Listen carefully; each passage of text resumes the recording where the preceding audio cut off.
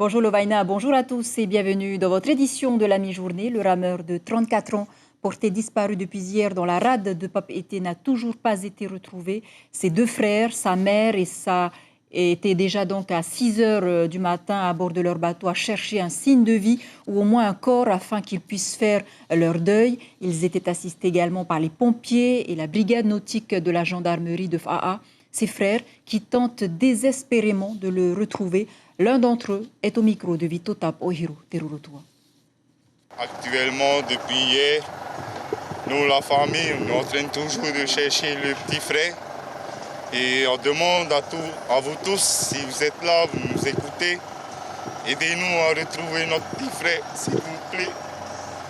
C'est dur, c'est vraiment dur pour un sportif comme lui arriver à ce stade-là. Aujourd'hui, on demande beaucoup d'aide à la marine et à les sapeurs-pompiers de venir récupérer notre frère sous cette eau-là, ici. Aujourd'hui, on a investigué la profondeur de 30 mètres à 40 mètres, la zone qu'on n'avait pas pu faire hier. Voilà, en faisant la même zone mais plus bas dans la pente. Et cet après-midi, on fera la zone un peu plus éloignée sur la zone des 30 mètres. Voilà, et puis au chapitre judiciaire maintenant, deuxième jour du procès Saranoui qui porte sur le volet international. Je vous rappelle qu'il est reproché aux 25 prévenus impliqués dans ce trafic d'ice d'avoir importé 40 kilos de méthamphétamine en Polynésie en provenance du Mexique. Aujourd'hui, les proches de Tamato Alfonsi, le cerveau présumé de l'affaire, sont appelés à la barre. Lucille Guichet, vous êtes sur place depuis ce matin. Oui, à commencer par Gilles Mora, gros revendeur présumé de Wahine. 14 condamnations déjà pour des escroqueries et un trafic de stupéfiants. Il explique le colis qu'il a envoyé lui-même de Las Vegas avec 190 grammes d'ice à l'intérieur, intercepté par les douanes. Puis les mules, la première qui aurait ainsi récupéré 1 kilo de d'ice près de Tamato Alfonsi, dissimulé dans une planche de surf. Mais le stock de drogue aurait été volé une fois arrivé à Tahiti. Nouvelle tentative, même procédé, même quantité, mais la mule, cette fois, a été arrêtée à son départ de Los Angeles. Les débats démontrent les quantités importantes de drogue en jeu et les appétits financiers qui en découlent, mais aussi la violence qui peut apparaître lorsqu'une transaction se passe mal. Gilles Mora explique posément, il raconte « Les gens avaient peur de moi sur l'île, ils savaient que je ne me déplaçais pas les mains vides. Les enquêteurs retrouveront un taser, une matraque, des gants avec des couteaux et des munitions de 9 mm. » Merci beaucoup à Lucille Guichet, Jérôme Lee pour ce point donc. On en saura un peu plus ce soir. Direction les Tuamotu à présent. Comme vous le savez, l'eau ne coule pas à flot comme à Tahiti.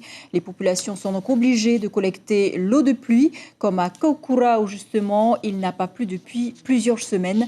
Les cuves d'eau se vident et même les puits artisanaux dont se sont équipées les familles pour récupérer l'eau saumâtre des sols. Pour les tâches ménagères, ça sèche également. La commune de Kokura a dû mettre en place un service de distribution de bobonnes d'eau à raison de 3 fois par semaine. On écoute ces réactions au micro de Lindsay Roux. Chez nous, c'est complètement vidé et même on a un puits d'eau. Ça ne monte pas l'eau. Nous distribuons de l'eau potable pour toute la population gratuitement et ils ne payent pas l'eau gratuitement. Et puis enfin, pour terminer, cette action humanitaire lancée par l'association Les Amis du Liban et le Club polynésien de la francophonie pour venir en aide à la capitale libanaise touchée par 2 violentes explosions le 4 août dernier, faisant au moins 190 morts et 6500 blessés. Pour l'association polynésienne, la collecte de dons et le soutien aux bénévoles sur place est vital, comme nous l'explique Joseph Maroun, le consul honoraire du Liban à Tahiti, dans le cadre de l'invité café. Vous parliez au début du journal de la Covid. La Covid, c'est progressé et quand il y a une concentration de peuple avec des lieux de soins qui sont totalement ou partiellement détruits, une des premières idées, c'était offrir une ambulance qui portera les couleurs de la Polynésie. C'est une façon aussi à nous de montrer que la Polynésie, qui est au bout du monde, est sensible aussi à ce qui s'est passé au Liban.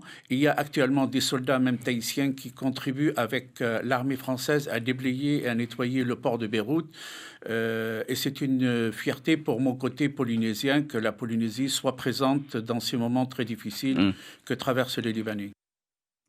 Voilà, c'est la fin de ce flash. Si vous êtes à table, bon appétit. À tout de suite pour votre journal en Rio Tahiti.